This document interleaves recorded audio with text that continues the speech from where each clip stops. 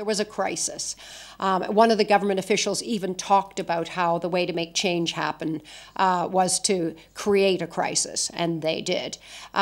So there was a crisis in education, and every conversation about education was kind of a polarized debate. And we decided, a small group of parents in one school initially, that it was important that there be some kind of voice in the middle, some kind of objective-ish voice to talk about issues in education and to bring a different perspective to the table. We had this belief, a belief in public education. We had a belief that it could change children's lives, and it could overcome intergenerational cycles of poverty. It could create a sense of social cohesion. It could strengthen our culture, because it's really part of who we are. In Canada, about 95% of children go to public schools.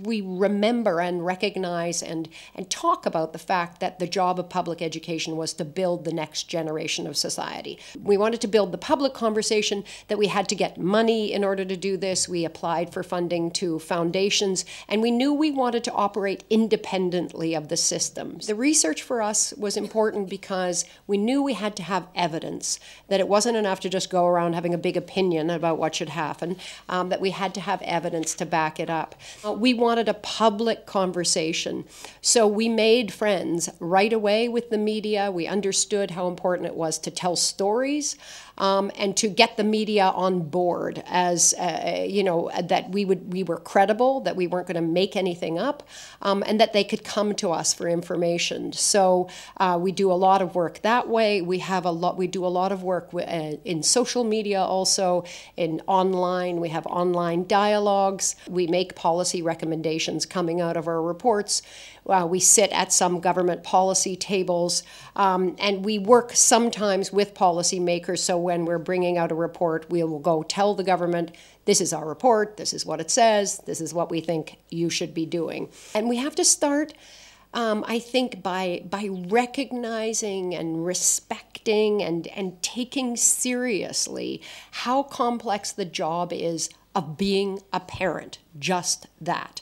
So for us right now, one of our most important messages that we're trying to get to everybody in the world and everybody who works in the education system in Canada is that part of their job is to let parents know at home that there are 4 really important things they should be doing. And we got it down to 4 because we thought it was important that it be easy enough to communicate to parents.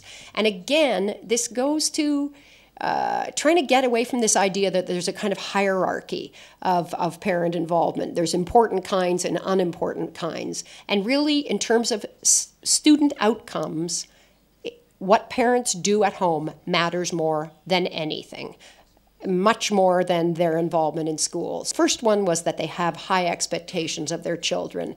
And this isn't, fighting about marks. This is just letting your children know that you believe in their potential, that you assume that they're going to work hard. The second one was talking to your kids about school. Again, these sound easy. Our research director, who has a PhD and has a master's degree in law, and is very knowledgeable. Initially, we were writing a tip sheet to say, and we were going to say it's as easy as 1, 2, 3, 4.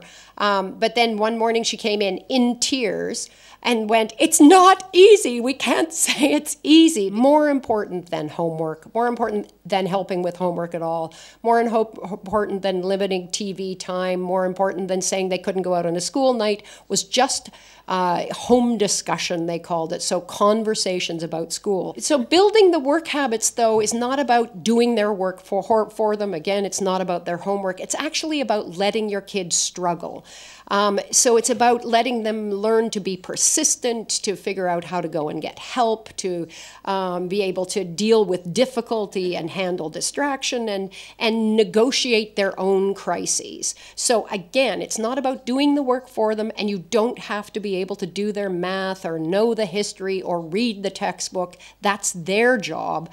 Your job is to support them and get them to learn that this is part of what they have to do. They have to grow up and they have to take responsibility themselves. And the last one I think everybody knows, but not everybody does still, which is reading with your children. Building school's sense, so then the people who work in schools, the teachers, the administrators, the school system sense, that part of their role has to be communicating with parents, not asking parents to do more, but communicating with parents. That's the first job to do. We're making sure our policies do the best they can for all the children in the system, not just the children of the parents with the loud voices. We measure how we're doing on the test scores, and we measure graduation rates, but we don't talk very much about what kind of graduates are they? What kind of capacities do they have? And those kinds of conversations are ones that we are finding engage more people. Supporting parents, providing them with the tools that they need,